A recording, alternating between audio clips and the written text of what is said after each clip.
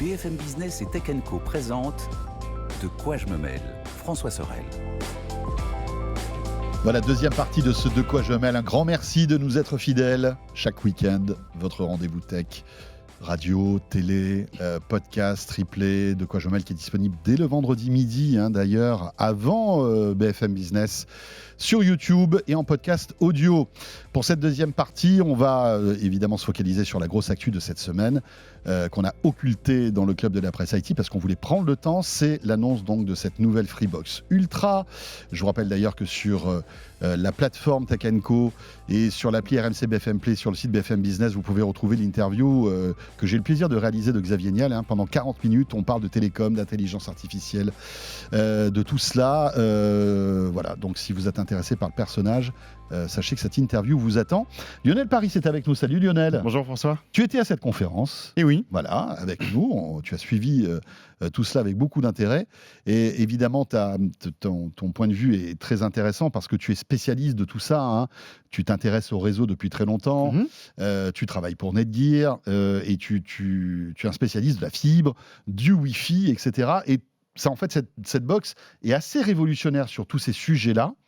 Et on s'était dit, tiens, on va rentrer dans le détail et expliquer si vraiment elle est si révolutionnaire que ça, qu'est-ce qu'elle apporte, et puis voilà, quoi, avoir ton sentiment là-dessus. Exactement. Et puis d'abord, je tiens à remercier les équipes de Free, les équipes techniques avec qui j'ai beaucoup discuté et qui nous ont permis d'avoir une Freebox à disposition pour l'émission aujourd'hui. Il n'y en a pas encore beaucoup, bien évidemment, de disponibles. Mais alors, tu n'as effectivement, pas pu la tester vraiment. C'est-à-dire que là, tu nous la montres, mais... Voilà, pour l'instant, je n'ai pas encore pu, parce que bien évidemment, il faut la ligne, il faut la ligne fibre qui va avec. Et donc, c'est un très bon point de démarrage pour parler de cette box d'ailleurs, puisque aujourd'hui, un des piliers de l'annonce qui a été faite, c'est bien évidemment ce débit fantastique, qui est donc un débit symétrique. C'est pas anodin, puisque c'est vraiment la première fois en France que tu as pour le particulier une offre avec un débit fibre symétrique aussi important. Donc j'entends bien dans les 8 deux gigabits sens. Dans les deux sens. On a souvent tendance à occulter la partie montante. On parle que du débit descendant. Et je dirais que quand Xavier Niel a lancé en décembre 2018 la Delta, il a fait un pari sur un réseau fibre. Tu te souviens, on en avait parlé ensemble. C'est vrai. En France, aujourd'hui, il y a 3 typologies de réseaux fibres. Et donc, Free a pris une technologie qui n'est pas la même que ce soit SFR, Orange ou Bouygues. Et j'ai envie de te dire qu'aujourd'hui, ce pari, il est gagnant, puisque depuis décembre 2018 qu'il a lancé sa Delta et qu'il a inauguré ce réseau fibre, à l'époque, 1 gigabit, décembre 2018, il a fait évoluer le réseau. Parce que la technologie qu'il utilise, qui s'appelle le 10G EPON, qui est différente de celle qu'utilisait dans les autres fournisseurs, en fait, elle avait 2 capacités, c'est-à-dire elle avait la capacité de faire du débit asymétrique, c'est-à-dire c'est ce qu'on a connu pendant toutes ces années, c'est-à-dire on avait un débit descendant très important, donc qui allait jusqu'à 8 gigas. Il a progressé au fur et à mesure des années. Quand il a lancé, on n'était pas à 8. La Delta, oui, c'était 8, je crois. Oui, mais au fur et à mesure des années. Quand, au démarrage, elle était à 1 et elle a fini à 8. Il me semble que c'est en début 2022. En fait, elle était à 8 dès le départ, mais pas sur toutes les lignes. Je crois que c'était ça. Et après, petit à petit ça s'est généralisé. Ça s'est déployé.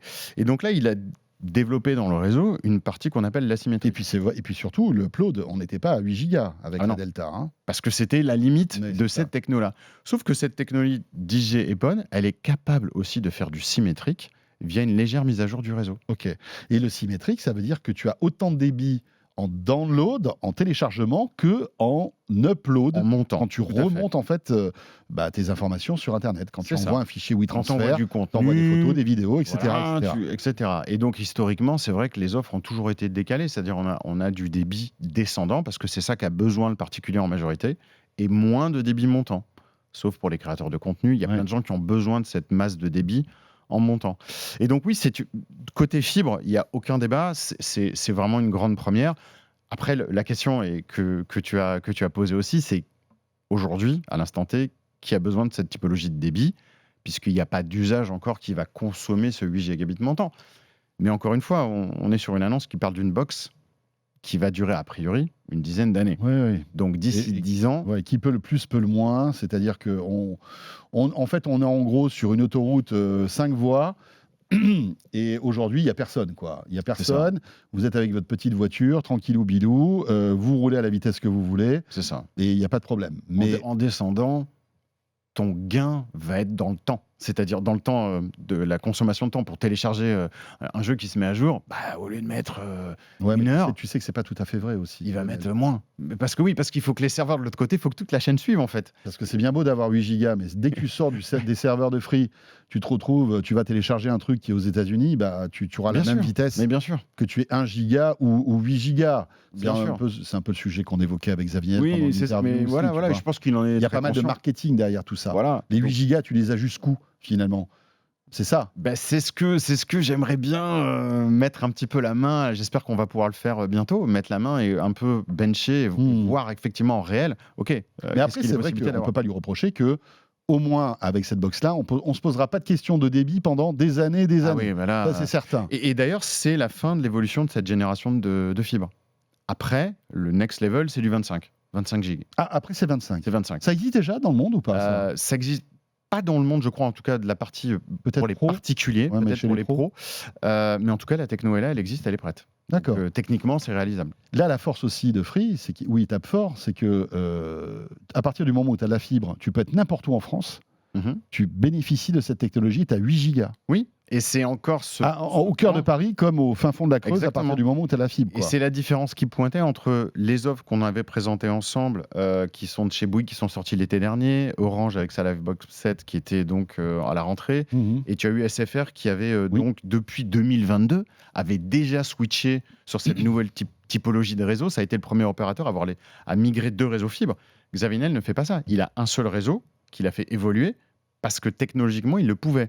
Les autres, ils ont dû passer sur une deuxième techno parce que la première était trop juste. Ouais, d'accord, c'est ça. Donc, ils ont tous un petit peu un déploiement qui existe à l'instant T. Anachronique, hein, ils sont tous un peu dans leur technologie. C'est ça, mais qui va arriver, qui va se développer comme ça a été le cas. Tu veux dire par là que tous vont passer sur la technologie de Free ou pas? Non, du tout. Eux, ils utilisent le XGS PON. Donc, c'est une autre technologie, mais qui te donne le même résultat. C'est on peut aller jusqu'à 10 gigabits symétriques. Ok, d'accord. Et donc, effectivement, il va falloir que les 3 opérateurs fassent migrer le réseau au fur et à mesure. Donc, aujourd'hui, l'éligibilité de ces opérateurs-là est faible. Oui. SFR doit être en tête puisqu'ils ont démarré le premier. Et ensuite, il faut que les choses se fassent. Par contre, Xavier, la force, c'est que là, il a appuyé sur un bouton. Je résume parce que c'est pas ça, mais c'était prêt dès le début. Il n'y a pas eu de changement de technologie. Il a mis à jour en fait tous les NRA, les NRO, enfin tous les. Je pense que c'est même plus léger que ça. Parce que la techno n'a pas changé. Okay. Je pense que c'est plus léger. J'ai pas les détails, mais ça doit être plus léger parce qu'on passe de asymétrique à symétrique. Donc ça, il y a un pari qui a été pris il y a des années qui paye. Ouais. On peut pas dire le contraire. Alors 8 gigas, rappelons comment on fait pour avoir 8 gigas sur son ordi, tu vois. Je fais un speed test là. Je vais avoir 8 gigas. C'est un excellent point. Parce que... Est-ce que c'est possible déjà d'ailleurs? Oui, c'est possible. Et c'est un gros point fort de cette box, parce que ce n'était pas possible, ou difficilement, avec la précédente qui est la Delta que j'ai ramenée ici. On voit bien aussi qu'il y a une différence de taille énorme entre ces deux produits. En filaire, ils ont fait un effort conséquent, puisqu'ils ont rajouté des ports Ethernet en 2,5 G, parce qu'effectivement, comme tu le dis, il faut sortir ce débit de cette box. La plus grosse prouesse pour moi, c'est d'avoir enfin intégré un port, et ça va dans toute la logique de Free sur cette box. Ils sont vraiment dans l'optimisation et l'éco-responsabilité. Donc, ils n'ont pas été mettre un port 10 gigabits, tout simplement parce qu'ils considèrent que ça ne va pas être un usage qui va être généralisé, en tout cas dès maintenant. Par contre, ils offrent une possibilité très simple, en utilisant un des standards de l'industrie, qui est un connecteur SFP, d'ajouter un port 10 gigabits cuivre à l'aide d'un module qu'ils vont aussi fournir sur demande. Donc tu peux avoir quand même 10 gigas qui sortent d'une seule et une même prise. En filaire. Okay. Et donc là, c'est très intéressant parce que là, tu vas pouvoir le relier à des systèmes Wi-Fi comme le Orbi ou à des routeurs Wi-Fi 7, etc. On reviendra sur la partie Wi-Fi en deuxième phase. Sur un ordinateur portable, aujourd'hui, tout le monde me dit « Bah oui, mais il n'y a plus de port réseau. » C'est vrai. Ouais. Sur les ordinateurs portables. Tu n'as que de l'USB-C. Exactement. Donc, si on veut profiter de ce genre de débit-là, il y a des petits adaptateurs réseau qui existe depuis des années. Ouais. Ça marche sur Mac, ça marche sur PC. C'est de l'USB-C Thunderbolt 3 ou 4. Et ça permet Qui des te- débits Là, aussi je sors élevés. 2,5 gigabits. Tu sors 2,5. Ah oui, mais bien pas sûr. 10. Non, pas 10. Alors, il faut changer de... Il y a aussi des Ça adaptateurs existe à en 10. 10. Ça existe. C'est beaucoup plus gros et beaucoup plus massif. Mais là, je te parle d'un produit qui te sort du 2,5. On est sur moins de 50 €. Donc, Ouais. l'upgrade côté laptop, facile. Ouais. Ok. Et PC, fixe, il y a du 2,5, c'est généralisé depuis très longtemps, gigabit, et il y a même du 10 sans Mais aucun aujourd'hui, problème. j'achète un PC, une tour par exemple, ou un PC avec un port Ethernet. T'as du 2,5. T'as du 2,5. De base, tu as du 2,5, voire même du 10 en fonction de la machine. Ok. Donc ça, c'est possible. Donc sur la partie filaire, belle évolution par rapport à la Delta. Ok. Et bien évidemment, la partie Wi-Fi, c'était un petit peu là Voilà, où on c'est ça. attendait aussi, Mm. avec ce fameux Wi-Fi 7. Et ce qu'ils ont fait là est vraiment très disruptif. C'est aussi une première dans l'industrie, je trouve. C'est la première fois que je vois un fournisseur d'accès se jeter, parce qu'il n'y a pas d'autre mot, sur le nouveau standard Wi-Fi de manière aussi rapide. Tu étais au CES, la Wi-Fi Alliance a annoncé le programme de certification et qui donne un petit peu finalement le go.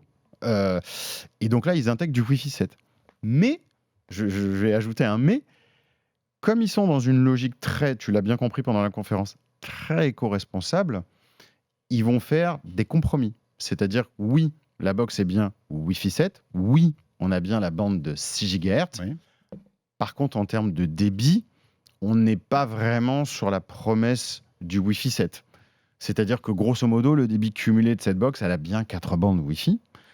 Par contre, elle va être en deçà du standard de ce qu'on attend d'un produit Wi-Fi 7 aujourd'hui. On va tirer à peu près 12 gigabits en Wi-Fi sur cette box. Ce qui est de toute façon une belle progression par rapport à la Delta. Alors 12 gigabits, c'est quoi? C'est du. C'est du Wi-Fi 7, c'est la somme. Oui, mais c'est cumulé de- théorique. En général, Oui, oui. tu divises par 2 pour avoir les débits réels. C'est Voilà, quoi? c'est-à-dire que ça va dépendre de la fréquence que tu vas utiliser, ça va dépendre du produit que Mais tu par vas exemple, j'ai utiliser un de l'autre PC côté. Wi-Fi 7. Ok, Ouais, ça n'existe voilà. pas encore. Mais Si, ça existe, tu en trouves aujourd'hui, il y en a, hein, il y en a plein qui ont été annoncés au CES, Voilà. il y en a de dispo. j'ai un PC Wi-Fi 7, Voilà. je branche cette box. Alors, En je n'ai pas Wi-Fi pu 7. tester, hein, donc je ne sais pas ce que Oui, ça donne. Mais théoriquement parlant, un PC Wi-Fi 7, il est capable de se connecter à 5,8 gigabits. C'est le débit intrinsèque Ok, du Wi-Fi 7. d'accord. C'est aussi le débit. Tiens, j'ai ramené un Xiaomi qui est compatible Wi-Fi 7 aussi. Lui, il est capable de te sortir 5,8 gigabits. Ce débit-là, tu vas pouvoir l'obtenir sans problème en Wi-Fi 7 sur la Freebox. Ok. Là où je vois le goulot d'étranglement, c'est que pour tenir cette promesse de Wi-Fi 7, il faudrait que cette puissance soit disponible sur toutes les bandes. Et ce n'est pas le choix qui a été fait là, parce que cette puissance serait conflictuelle avec la direction qu'ils ont pris qui reste honorable en termes d'éco-responsabilité et d'économie d'énergie. Donc si tu veux, tu as Et puis pour des considérations économiques, j'imagine aussi, non? bien évidemment, parce que quelque Ça coûterait part, beaucoup plus cher peut-être de. bien sûr, comme dans toute gamme, Oui, si bien tu sûr. veux, Mhm. le Wi-Fi 7 peut être au top et avec des débits incroyables, mais bien évidemment, après, Mhm. tu as des effets de gamme où tu réduis un petit peu et donc tu as un peu moins de puissance. Donc, bon, déjà, on arrive à 5 gigabits, qui est en Wi-Fi Ça, c'est 7, sans ça, problème, c'est- cette promesse-là, elle sera c'est top. tenue, tu es capable de connecter une Il machine. nous reste très peu de temps. J'aimerais qu'on parle des petits routeurs là. Eh ben, les Donc, répéteurs Petits répéteurs. qui sont là, qui ont le mérite d'exister parce que ça va permettre de couvrir une maison. Ils sont Wi-Fi 7, alors c'est ce qu'ils disent. Alors, ils sont Wi-Fi 7, et là, je suis moyennement d'accord, dans le sens où il manque la bande de 6 GHz dans ces répéteurs. Ils ne sont que dual band, il n'y a que Ok. du 2.4 et du 5. Donc, si tu veux, on est en demi-teinte à ce niveau-là. Mais encore une fois, C'est-à-dire que tu n'auras pas, en fait, un répéteur sert à répéter le signal et à amplifier le signal de votre box. Oui. Mais si je me connecte à ce répéteur parce que je suis à l'autre bout de la maison, j'aurai pas le même débit que la Freebox Ultra. non, parce que tu perds la bande de 6. Voilà. Ce Donc qui n'est tu- pas le cas avec Orbi de Netgear, qui lui arrive Exactement. à créer un réseau hyper robuste, hyper puissant partout. Tu n'as pas ces compromis Ok. qui ont été faits ici, mais qui sont des compromis dictés non pas technologiquement, parce Oui. que c'est possible, mais qui sont dictés par des considérations d'économie Oui, bien écologique sur la consommation du produit. Et bien sûr, tu l'as cité aussi, bien sûr, le coût du produit. Tout à fait. Mais Et ce qui est le plus important pour moi, c'est d'avoir, pour les gens qui sont dans ce besoin d'étendre réellement, parce qu'ils ont des duplex, des triplex, des étages, et des vraies problématiques, on a ce fameux port qui permet qui après permet de sortir. de et sortir. Je et t'ai ramené là pour te donner un ordre d'idée, qui va permettre de connecter un routeur Wi-Fi 7. Là, c'est pas le Orbi que j'ai ramené, mais c'est le RS700, c'est le routeur de chez Netgear qui est Wi-Fi 7. On va pouvoir enfin connecter simplement, sortir le débit fantastique de cette box Et le restituer en, vrai Wi-Fi 7 qui, lui, n'a aucune limite. Voilà. Mais ça coûte combien, ce truc-là ? C'est sûr, on est sur un produit qui sort 19 gigabits de puissance Wi-Fi sur un tarif de 899, bien évidemment. C'est ça. Ça vient de sortir. Ouais, donc, voilà. Maintenant... C'est un compromis intelligent, quand même, de la part de Free. C'est ce que je dis, c'est-à-dire qu'ils ont posé une brique et rien ne nous dit que cette brique ne va pas évoluer. Bien sûr. Parce que c'est ce qu'ils ont fait dans la Delta. Au fur et à mesure des années, elle a su évoluer en termes de Wi-Fi et suivre le marché.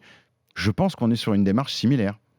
Le prix de cette Freebox Ultra, puisqu'on n'en a pas parlé, 2 versions, 60 € au bout de la première année. Après la première année, ça sera le prix définitif avec les services SVOD, ou 10 € de moins, 50 € après la première année. Donc ça, c'est pas le prix promotionnel, sans les services, on va dire, additionnels SVOD.